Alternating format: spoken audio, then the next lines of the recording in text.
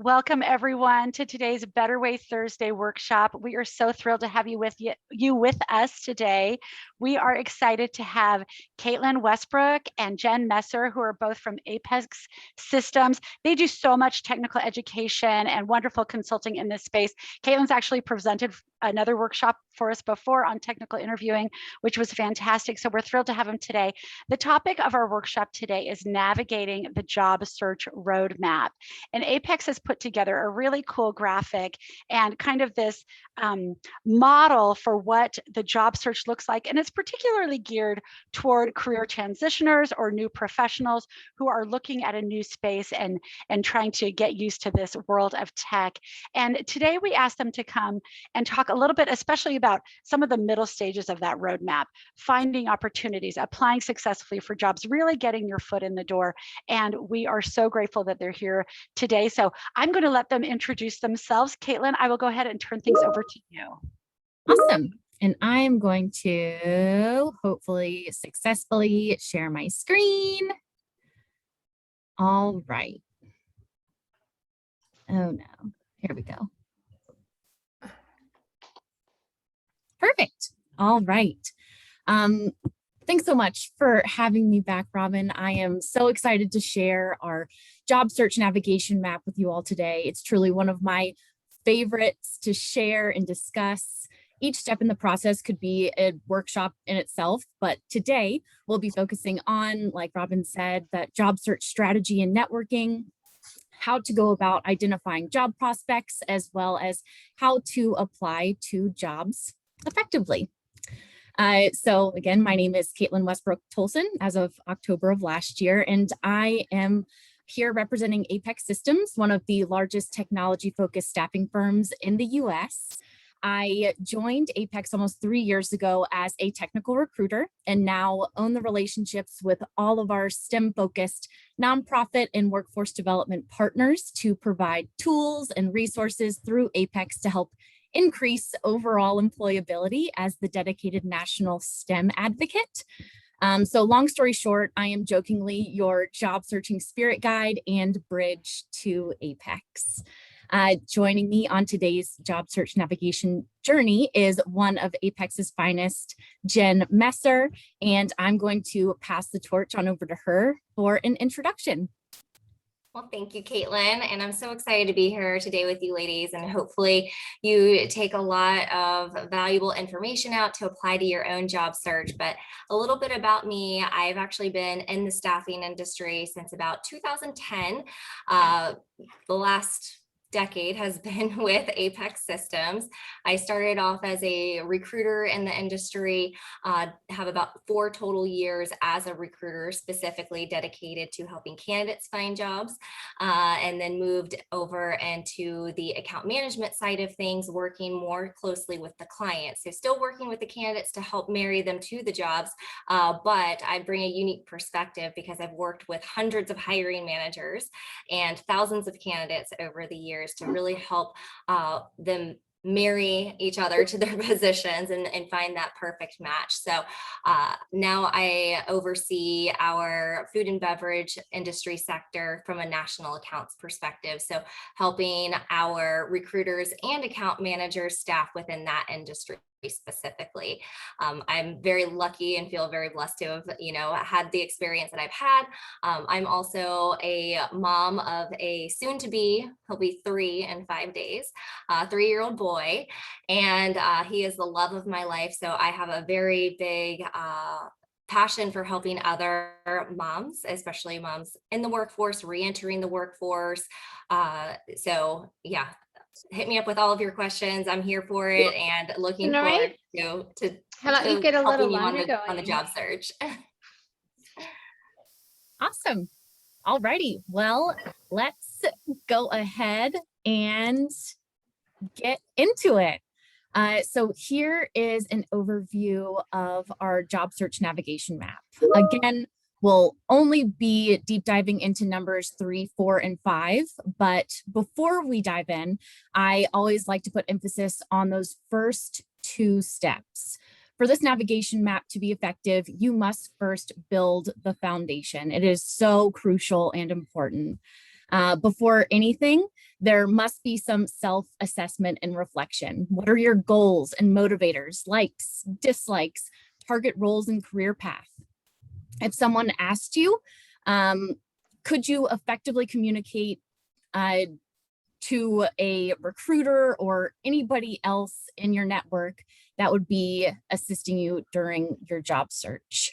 And number 2, professional branding. This is definitely one that could be a workshop in itself, but I'll keep it short and sweet. Your resume is like a blank coloring book page, and you want to make that clear and concise with all of those little buzzwords and quantitative data. And your LinkedIn profile is an extension of your resume where you can provide all of the color. So especially when it comes to selling yourself. And in this digital age, it's always good to keep a pulse on all of your social media accounts and online presence. And as a best practice, it's good to just keep your personal accounts like Facebook or Instagram, Twitter, private. Jen, do you have anything to add to those foundational steps? Penny? Looks like I was muted. Sorry about that. So I would just say everything that you said, you really hit the nail on the head there. I really think it starts off with, doing that assessment and figuring out what those goals, motivators, and kind of those non-negotiables are, and then always making sure you're looking at how you're representing yourself online, because let's face it, we live in a digital age and people can find out anything about us. So just making sure you're doing that is kind of the Kickstarter to it. And then really the tips that we're going to get into today are going to help launch you into the next level of making sure you can land that next position. Absolutely. All righty, let's get into it. Strategy and networking. In my opinion, another crucial foundational step. I receive a bunch of free LinkedIn newsletters that I subscribe to with tech industry and hiring trends, as well as emerging tools and technologies to keep an eye on. This is one of the many great ways to start immersing yourself in the ever-evolving tech world. Once you've identified those trends related to your skill set, obviously, you're going to either go to Google or YouTube and dive in, learn more about the why behind those trends and how those different tools and technologies work. It's also a great conversation starter at any meetup or tech community events. Hopefully everyone is familiar with meetup.com. It is a wonderful thing to find a community of like-minded individuals and a good way to learn about recommended resources or possible companies that have job openings. Building your professional network is one of the best ways to open so many doors to an abundance of opportunity. So, Kaitlin? Sure. Can I ask a quick question? What exactly do you mean by identifying hiring trends within the network? Can you give me an example of what a trend might be? So as far as trends go, when it comes to like the job descriptions that are going out, I think is a really good example. Looking at multiple job descriptions, and you can pull out, again, those buzzwords that are maybe reoccurring, or those technologies that you're seeing that are reoccurring. And a lot of companies are migrating from maybe one thing to another. So just being vigilant and aware of those trends that you're seeing, and then developing just a plan of action as far as just deep diving into what you're seeing is super important. I love it. So one of the parts of our preparation is reading a lot of job listings, right? And reading a bunch of different ones to say, okay, people are asking, I keep seeing this name of this software come over, or this type of skill or things like that. So that's what you're meaning by identifying the trends and watching the patterns. Yes. Yeah. Wonderful. Thank you. Absolutely. And I love that y'all are preaching that as well, because it is just super important. And I Um, would just add one thing to that as well, because as you're reading through a lot of those job descriptions, you may notice some trends depending upon the industry as well. So if you're looking at more financial services companies, or if you're looking at more healthcare companies, or if you're looking at more, like in my industry, food and beverage, you may notice that certain technologies are hotter in different industries. So if you're mhm. looking to take your career path down a certain track, or want to get exposure to certain tools or technologies, those are things to be aware of and look out for on job descriptions, and you can notice what companies are using those. Jen, thanks for that reminder that that tech jobs are not limited to tech companies, and that there are tech roles in the food and beverage industry, in finances, in healthcare. I love that reminder. I think sometimes in our job search, we get focused, well, like, I'm moving into tech, I've got to get a job at a tech company, but every job is a tech company now. Every Yes. industry, every company has tech roles. That's a great reminder. Yep. Think about every tool, technology that you use. Every company has an IT department these days, and the IT departments are driving business forward, because business can't function without it. So every company, Fortune 1000 companies, Fortune 100 companies, small mom and pop shops, they're all going to have a need for some technologies skills. Absolutely. That is a really, really great point. But I mean, so here, as far as action items go, developing a planner agenda with SMART goals, SMART, measurable, actionable, realistic, and timelines for a productive and minimally stress-free job search.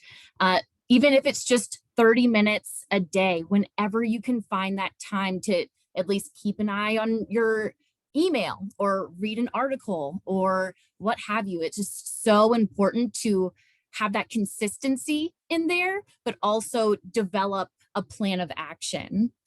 And then number 2, identifying the tech community groups or active user groups in your area and attend at least one meeting a month. A lot of these are still virtual, which makes it super easy. And a lot of times you can also attend events that aren't necessarily in your area. They're, again, remote. So just being aware, I mean, LinkedIn has a lot of groups as well, but meetup.com, that is kind of the mecca for tech community groups. And then number 3, researching or talking to a seasoned industry professional, maybe from one of those active user groups or tech community groups, about what they're seeing in the market. And this is a great way to find those hiring trends or emerging technologies, what they're seeing in the market, and also companies of interest. And again, investing time in gaining knowledge about those trends and technologies and companies. Jen, anything that you would add there to the action item list? I think that really covers a lot of it, just making sure that you have a clear path forward, and, set those goals for yourself, and starting to engage, because the more that you engage, the more you'll learn about the opportunities that are out there and what you really want for your next job move. Yep, absolutely. All righty, moving on to number 4, identifying job prospects. So I will take the lead on this one. So there's a lot of different ways that you can identify different job prospects. So they have it listed out here, some of those, which is working with recruiters, setting up job search alerts like on Google or Indeed or other job boards, doing the meetups and things like that Kaitlin mentioned, community sponsors. There's different job fairs that you can always search for in your area. And what's cool about things being virtual, a lot of those are still virtual and online. Networking, using LinkedIn and social media. And these are all such powerful tools. And you may use these at different points in your job search, whether you're more passively looking for an opportunity, or if you're really active and you're like, I've got to find my next job. I really want to make sure I'm, putting myself out there. So I always say LinkedIn and social media is good to utilize to be able to connect with people and, in the tech community, find out, you can do a quick search on LinkedIn and figure out the job title that you want to go for and connect with people that are doing that role, and really seeing the companies that have hired that type of skill set, and look at those companies and figure out if that's the type of company that you would want to work for, and look online and see what jobs that they have posted. So they may have them posted on LinkedIn, or they may have them posted on their website. And then using those, the networking with recruiters is really helpful in finding, really people that are aware of what's going on in the market and what companies are hiring. So you have lots of different tools at your disposal, and figuring out where exactly those are going to be. You have lots of places to identify that information. Jen, can I throw in a plug for LinkedIn here just for a minute? And those of you that are part of the Tech Moms community, I'm talking about LinkedIn all the time. We actually have a workshop just on building out your LinkedIn community and your number of connections. And one of the things that I find, my tech moms ask me all the time, like, where are you seeing these jobs? My LinkedIn feed is full of jobs, like what everybody else is posting, partly because I'm connected to a lot of people. And so I see a lot of posts from people who are hiring managers, but also because LinkedIn knows that I'm clicking on those job things. I'm doing that. And so LinkedIn is putting all these AI things that are in these different technologies. LinkedIn has created a feed for me that's full of job leads. And so the more active you are on LinkedIn, the more you're clicking on those leads when people are sharing that. And the more you are working to expand your own network, the more you are going to find within your own LinkedIn. And I love all these ideas about creating the opportunities where you're finding so many things are coming to you, right? It makes the search a little bit easier. Exactly. Absolutely. That's a great call out too about LinkedIn, because they did change a couple of years ago. Before, it used to be very just like almost like your online resume, but now it is more of a true social media platform. So the algorithm will put things in your feed if you're liking on it, if you're engaging with the content. And I would say to engage with people on there as well. If you connect with different recruiters, connect with hiring managers at companies and recruiters within companies. And when they post something, like it, comment, engage. The more that you create visibility for yourself, the better your odds of getting the next opportunity. Absolutely. Could not agree more. Yeah. Anything else to add there, Kaitlin, or? I mean, I talk to so many people, and they always tell me, like, I've done this, check this box. And it's like, okay, you have your LinkedIn, but like, what are you doing with it? Like, it might be 100% filled out, but are you engaging? Are you a part of any groups, or who are you following? And all of that makes such a huge difference, like both of you just expressed. So, totally agree there. And also, on just the topic of recruiters as well, that's where recruiters hang out. Every single recruiter at Apex has a LinkedIn recruiter account. That is mostly probably number one where they're going to actively seek out candidates. So just putting that out there. And then as far as job alerts go, specifically within Apex, a lot of the recruiters list their name and contact information in the job postings that they're putting out there.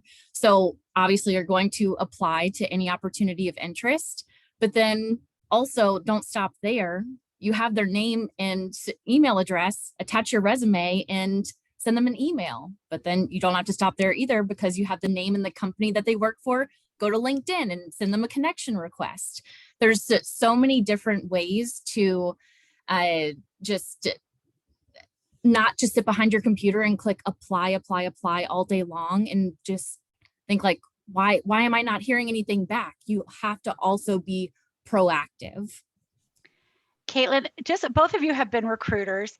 I know a lot of our tech moms are a little, and I think a lot of young professionals as well, just a little shy about reaching out to recruiters. We've been in this mindset for so long, like the people with the jobs have all the power. We don't have any power. We feel a little uncomfortable knowing how to reach out to recruiters. What is it, just a sample, like 2 sentences we could say in a connection request to a recruiter that we don't know, but that we've seen on a job posting like you've mentioned? Well, that is a great question. Kaitlin, do you want to take the lead, or do you want me Sure. to? Okay. I mean, even just 2 sentences, being like, hi, my name is Kaitlin Tolson, and I recently received a job alert that this opportunity has just opened up. I saw your name and contact information. My resume is attached here. The best way to get in touch with me is this, and this is the best time. This is when I'm available. And yeah, always attach your resume and list the best day and time to get connected. But it can be as just simple as that. You don't need to go in depth. Get them on the phone first, and then you can really start bragging about yourself. Exactly. I love that. And really, I always like to start off my connection request. Like if it were me in the opposite chair, the connection request that I love getting is just like, hi, Jen, nice to meet you. I'm grateful for connecting. Saw you have a job posting for X, Y, and Z position. I'm attaching my resume and would love to chat with you further about potential opportunities. So it doesn't even have to be that specific opportunity, but potential opportunities, because you never know. Even if you're not necessarily a fit for that one position, that recruiter may have 5 or 10 more open positions on their desk that they're like, I need people for. So that's where the networking comes in. And like what Kaitlin said, I love giving them your availability because sometimes that's where it can get a little dicey. Recruiters are on the phone all day long talking with candidates. So if you can go ahead and give them your availability on the front side, it just makes that process so much more efficient and expedites your ability to get in front of and talk to the right person. I love it. And I just want to emphasize, like, recruiters are looking for people. They want to get to know you. They want to meet you. So we don't need to be scared when we've got this name and email address or a LinkedIn name and able to make the connection. Like, keep it super simple, keep it super quick, and just be not afraid to reach out. I've got one more question. Kaitlin, were you able to read this question in the chat? It's about Facebook, and I think it's really important to address. I'll just read it. It says, I am hesitant to add my Facebook link to my CV, portfolio, and LinkedIn because I use Facebook only for staying in touch with friends and family, pictures of kids, anniversaries, funerals, etc. How do we provide enough branding but still maintain some privacy and security? So what would you recommend? How do we do our privacy but also get our brand out there? I would say, I mean, keep your personal accounts personal. They do not need to be shared on your resume or really honestly anywhere else on your LinkedIn. Solely focus, especially within your job search on LinkedIn. That is a professional social media tool. And so, yeah, I would say keep those accounts private. Go ahead and set them to private and keep them for yourself and keep that part separate from your job search. Yeah, and don't feel like you have to include your Facebook or your Instagram or those accounts on your resume. I always recommend your name, your location in case you are looking for something local and it's not virtual. And then you're just the link to your LinkedIn profile. That's all you need. As long as your LinkedIn is professional and updated, which it should be because it's a professional platform, you should be good. But I'm the same way. I want to keep my Facebook solely for pictures of my kiddo and dog, and that's about it. Right.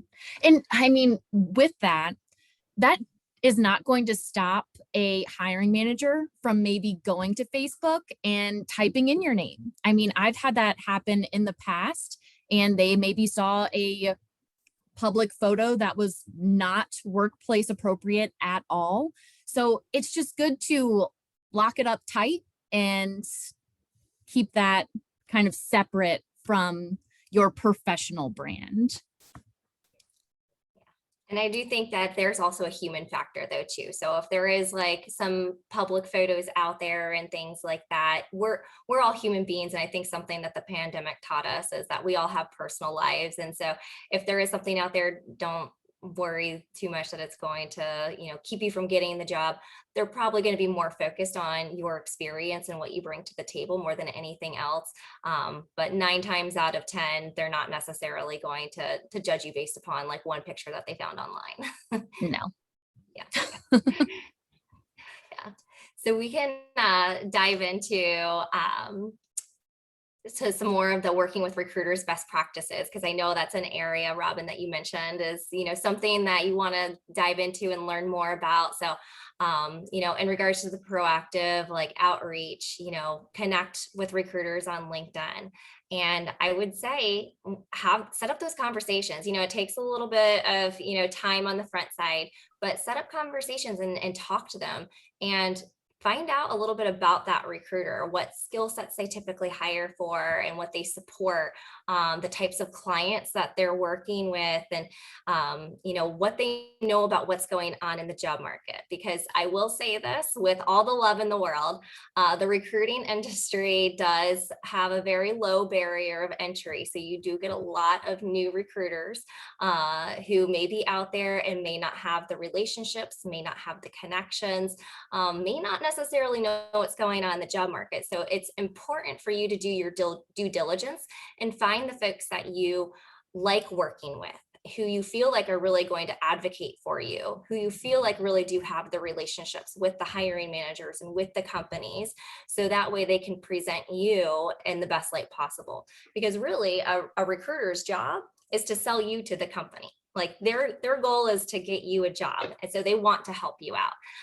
And it's important that you do build those good, working relationships with them, and don't limit yourself to just one. Because, I know when I was an account manager and recruiter, I worked with my main 3 or 4 clients, but in our market, we have thousands of companies.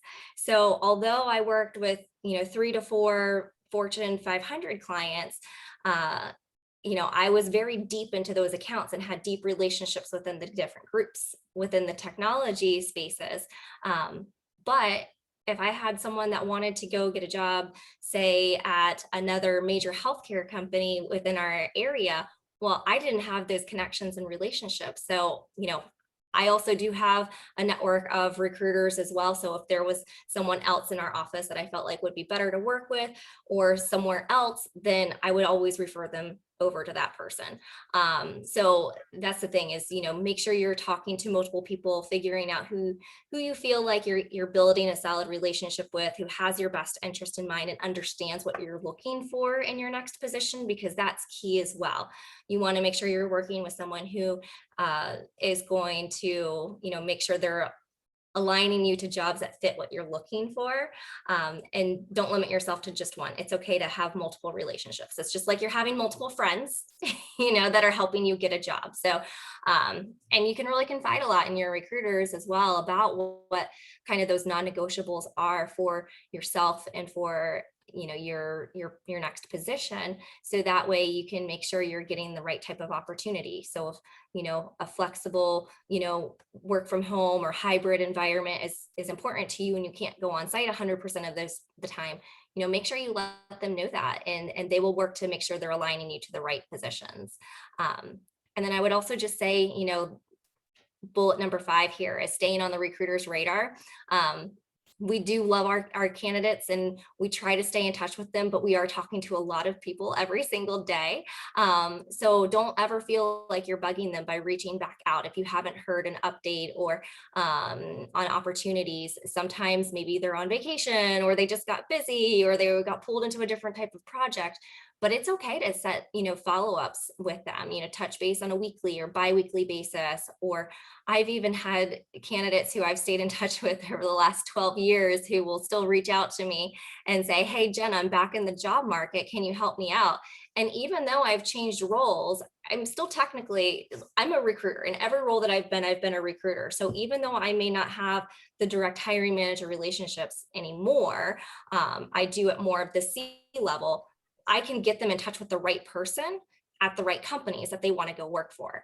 So stay in touch because as you grow in your careers, the recruiters are going to be growing in their careers and making more connections, and you never know where you're going to be. So I always say maintain those relationships. The job search business is, all about relationships.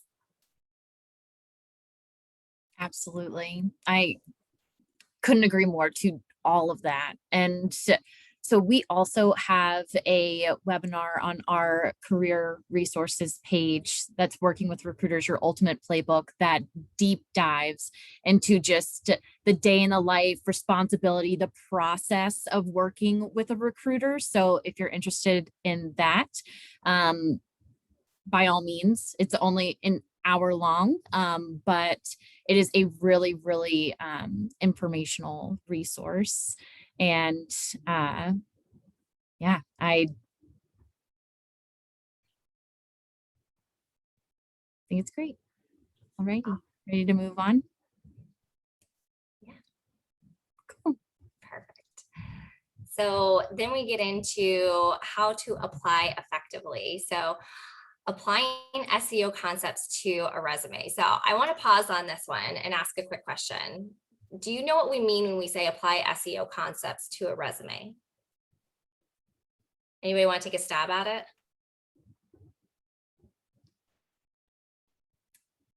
No? Yep, So search engine optimization. I saw that in the chat from Barb. Were you gonna say something, Robin? no, I was going to say, I bet a lot of us don't know, so I'd love you to tell us. Yeah.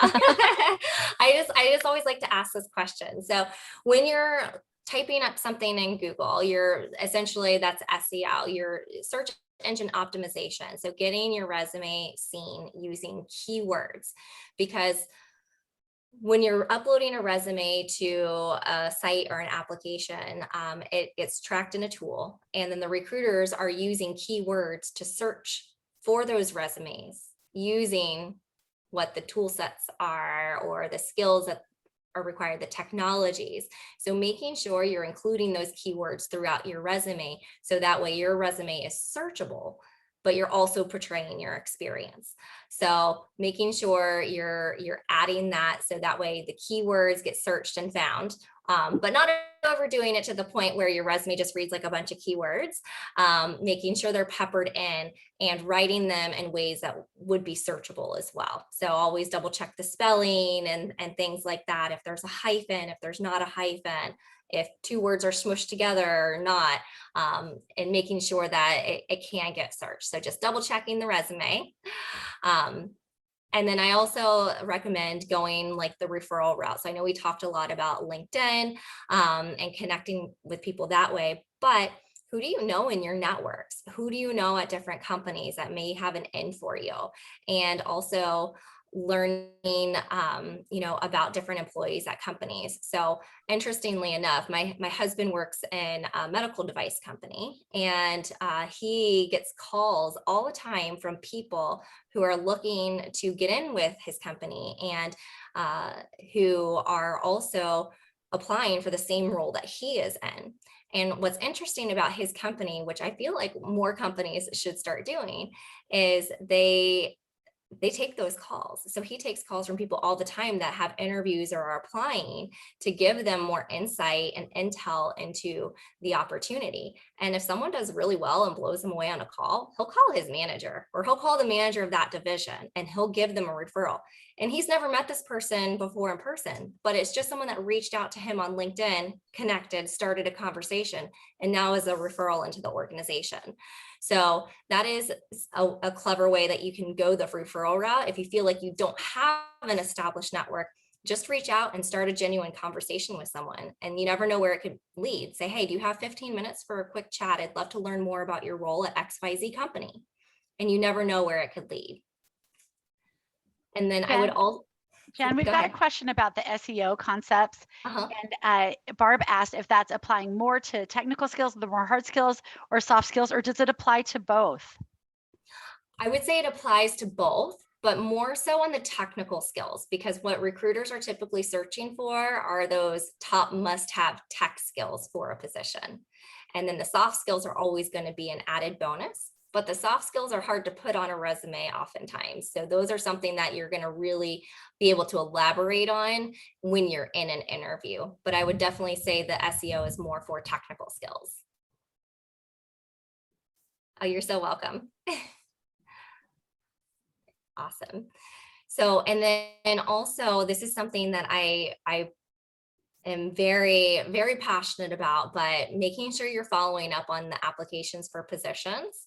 And then also making sure when you're applying to positions, you're not limiting yourself on the opportunities. I think I read a study from the Harvard Business Review years ago, but it's still relevant today. It still recirculates to this day that says, surprisingly, women shortchange themselves a little bit when it comes to the job search and typically only apply to positions when they feel like they're 100% match. Where men, on the other hand, will apply if they're like a 50 or 60% match. So they're taking lots of shots and getting more opportunities because we're not even putting ourselves in the game. So this says follow the 80-20 rule when applying. And I 100% agree with the 80-20 rule when it comes to like the required skills. I might even go as far as saying 70-30% for those required skills. But realize that job descriptions are really a manager's wish list. So even though you're not 100% match, or maybe you're only a 70 or 80% match, it's okay, still apply. Don't even look at you look at the pluses and the nice to haves, because if you have any of those, you can highlight those in your application and bring those to fruition. So that way they're aware of it. But really the 80-20 rule kind of applies to those, that must have section, and make sure that you're at least throwing your hat in the ring. And if you don't have skills or experience, what can you do to train yourself and, learn some of those other skills or express that you are interested in growing in a certain area.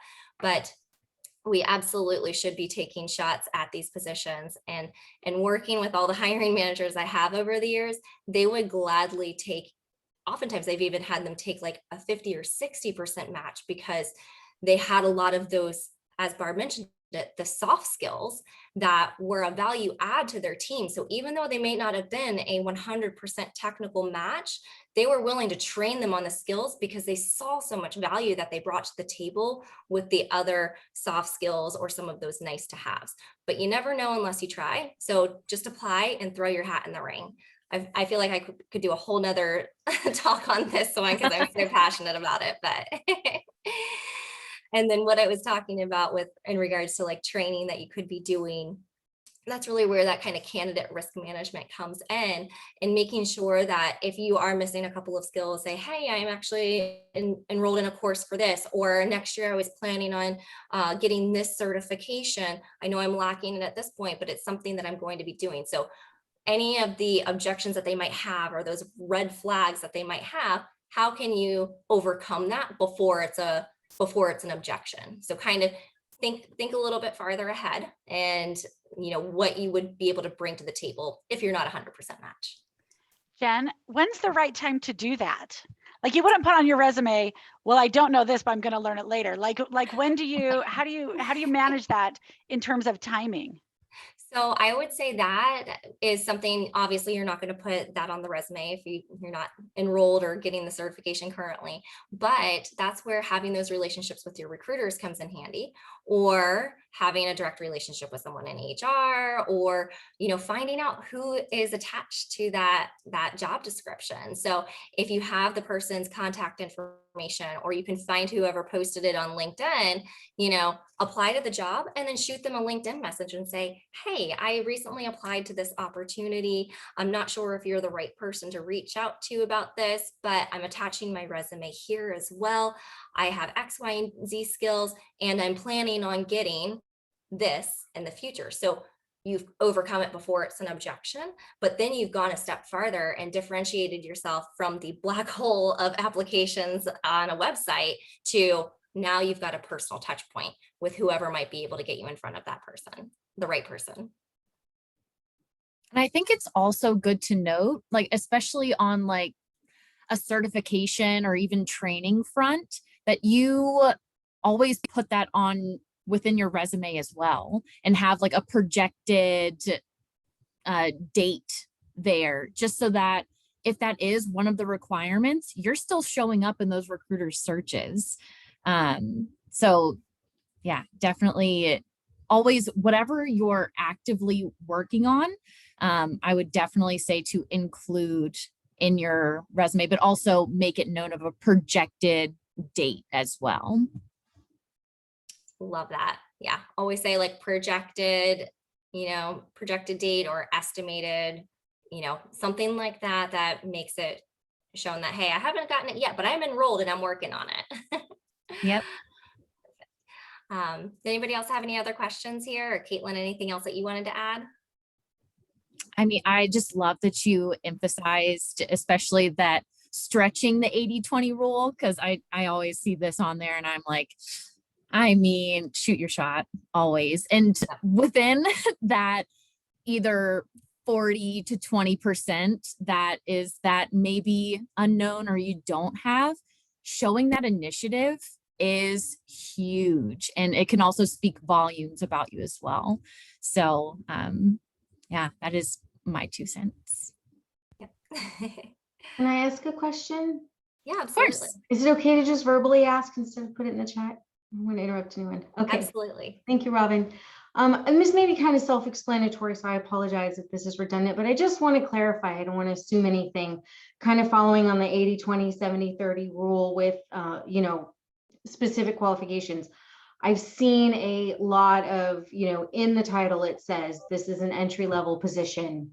And then in the qualifications or prerequisites, it says, 3 years experience. In those situations, should we go ahead and apply, or is that something like that's not specific, but like that's my, yeah.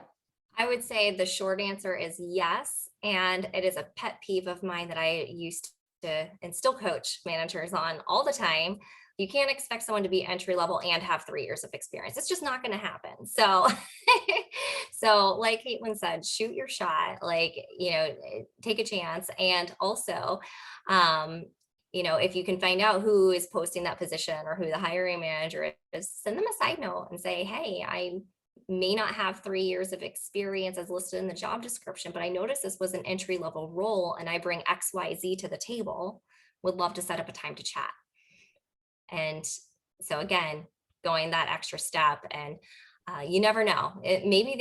Sometimes managers are working off of really old job descriptions. I hate to say it. And it was a big pet peeve of mine that I used to always coach my managers anytime they'd send me a job to start recruiting on.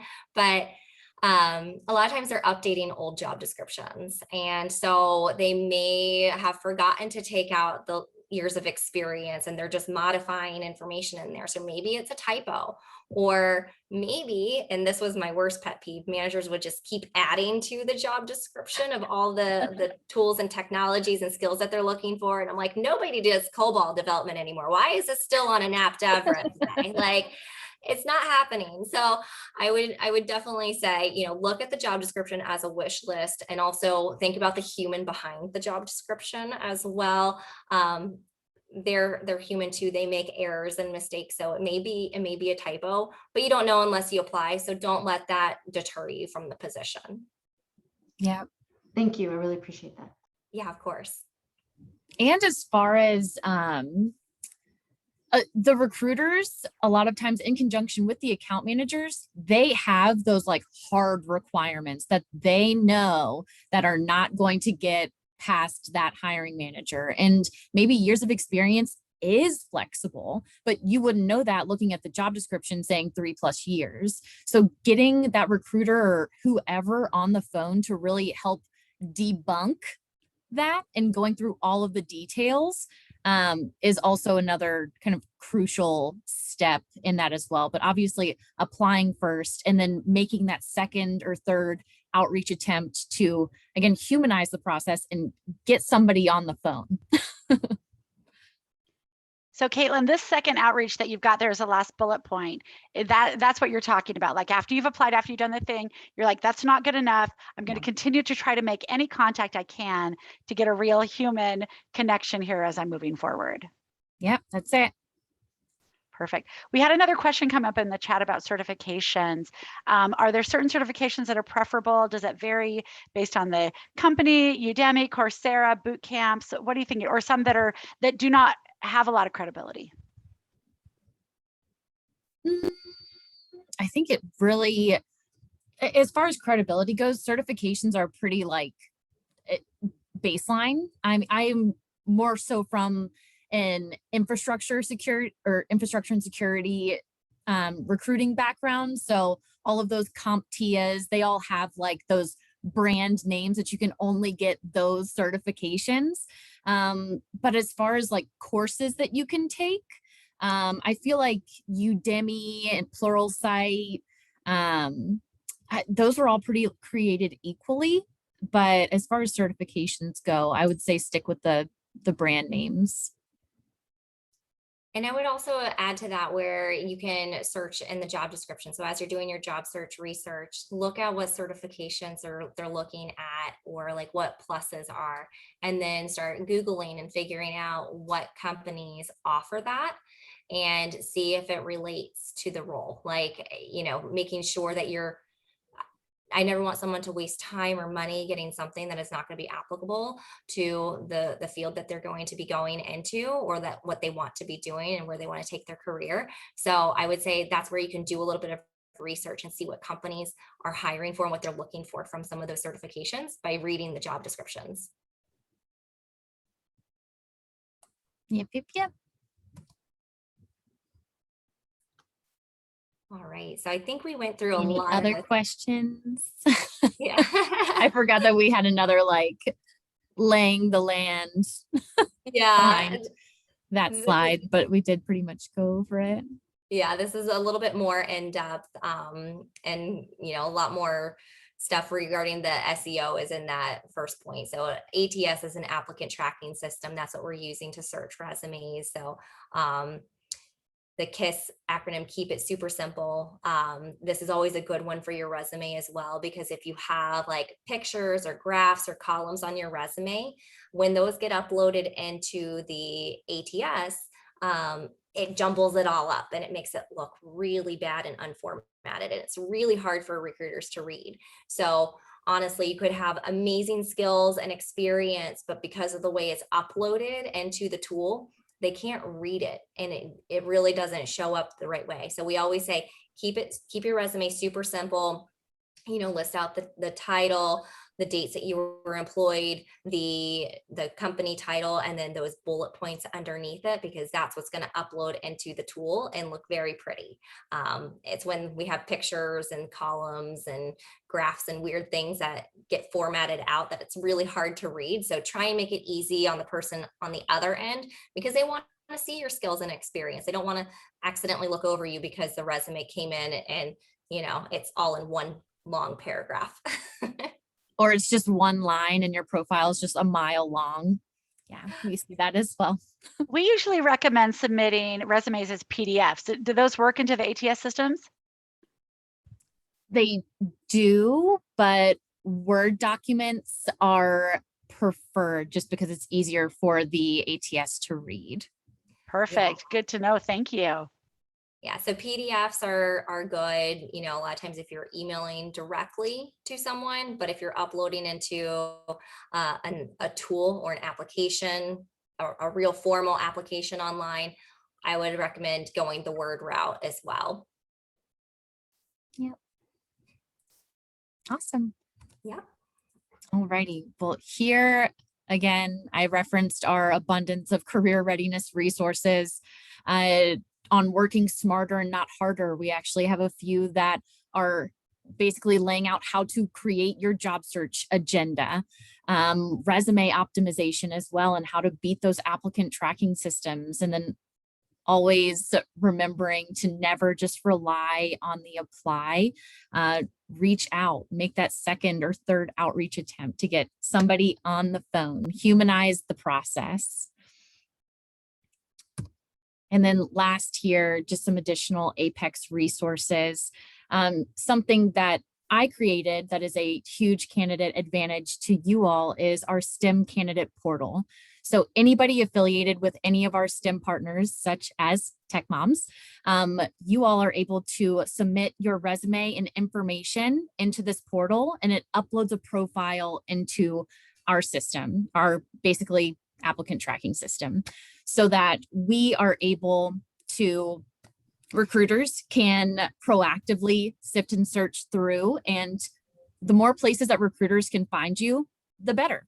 And then also when recruiters and account managers or even account executives come to me with any sort of early talent or entry level opportunities or any sort of DEI veterans hiring initiatives, I am able to go to the hot list that I've created from everyone that has gone through this portal and sift and search through by skill set, location, everything that you put in there. And I can kind of package you up with a pretty little bow and give you priority to those opportunities as well. So again, huge candidate advantage to submit your resume and information through the portal to be tagged as a STEM candidate. And that way I can also keep eyes on you as well. From there, it will send you to our job portal and talent network, where you can sign up for job alerts and also sift and search through all of the jobs that we have posted. And again, those career readiness resources, anything from resume optimization, interview prep, professional development, networking, best practices, LinkedIn optimization, you name it, we've more than likely got it. And if we don't got it, please connect with me on LinkedIn and we can create that. So that's there, as well as our toolbox talks, which are free technical and professional development workshops and webinars that we have at least 2 to 4 a month. So feel free to keep an eye on those as well. Kaitlin, what's going to be the right way for the attendees today to access these links that you've got here? Are you going to share these slides with me, or what's the right process? Okay, so absolutely, and everything is clickable. So perfect. So Tech Moms, I will share this within Slack, but if you're joining us today from outside of the Tech Moms network and you're not, if you didn't register through Eventbrite, but just join this directly, feel free to reach out to me, connect with me on LinkedIn, or you can send me an email, robin@tech-moms.org. I'll put it in the chat and I will make sure you get a copy of these so you can click on all these slides and see these amazing links. And perfect timing as well. All right, so what other, okay, so I've got another question in here. If I'm still polishing case studies and building a website portfolio, should I wait to formally apply for a position? That's a great question. I would say no, don't wait. As long as you have it ready by the time you get to a conversation with someone, you should be good. And I don't know about you, but sometimes when I'm up against a deadline, it makes me get it done a little bit faster. But you never know, it may take someone, a couple days to a week to get back to you after applying to a position, or it may take you following up a couple of times. So I would say, go ahead and start applying. If you don't have it ready yet, just let them know, like, hey, I'll have it done by X date, and then get it to them by then. So, but a lot of times if they're not asking for it on that initial, most of the time, they're not going to ask for something like that on an initial conversation. They're going to have that initial conversation with you first. And then if they're interested in moving forward, then they'll ask for more. Great question.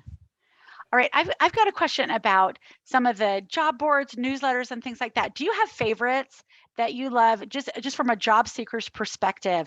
Are there LinkedIn newsletters? You talked about creating job search alerts within Indeed, within LinkedIn. What are some of your favorite tools that really help you get a bunch of job listings in front of your face? That's a really great question. I would have to go through and I have subscribed to many LinkedIn newsletters, and I'd have to go back and tell you which ones that I'll include that in the email with the slide deck. Awesome. That was a stumper.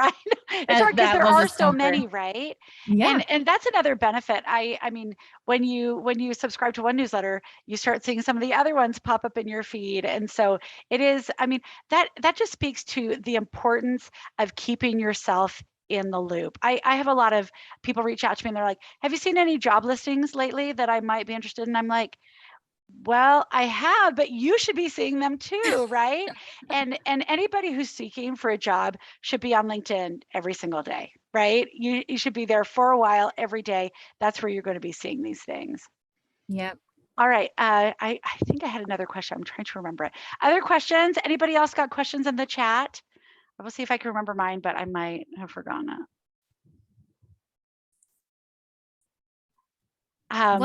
One Go thing ahead. I wanted to add as far as job alerts go is it's really great to keep in mind that recruiters are working incredibly quickly and a lot of times have about 24 to 48 hours to submit candidates to these opportunities. So the more closely you have an eye on your emails and those job alerts, and getting to a recruiter point of contact, whether it be the appropriate recruiter point of contact or just somebody within that company, to be able to reach out to them within that time window is crucial, because a lot of times if you see a job posting that was from like 1 or 2 weeks ago, chances are that opportunity's already moved into like the interviewing phase. And I mean, it's good to stay, maybe you have a new recruiter in your network, then that's great. But just being ready to move very quickly as well, just because just that time window is so short initially, is a really good thing to keep at the top of mind. Kaitlin, I'm so glad you shared that, because I have people tell me that all the time. They're like, oh, I saw this posting last week, but I really wanted to make sure my resume was really perfect. And I'm like, you've waited too long, right? Yes. Like when you see something, you've got to dive on it. And that's why it's so great to be updating our resumes regularly, making sure that we've got it in a good place. But again, I say don't wait until it's perfect, right? Just No. get in there, start the conversation. We're up against the end of our time. Thank you so much, Kaitlin and Jen. This has been fantastic. Everybody who's registered for this, we'll send you an email with the slides, but also reach out to me if you need to. My emails in the chat. And also, I want to invite everybody to connect with me on LinkedIn. Also, Jen and Kaitlin, I'm sure they'd be happy to connect with you as well. It's always great to have recruiters in your network. Thanks, everybody, so much. Have a fantastic day. Thanks, you too. Take care.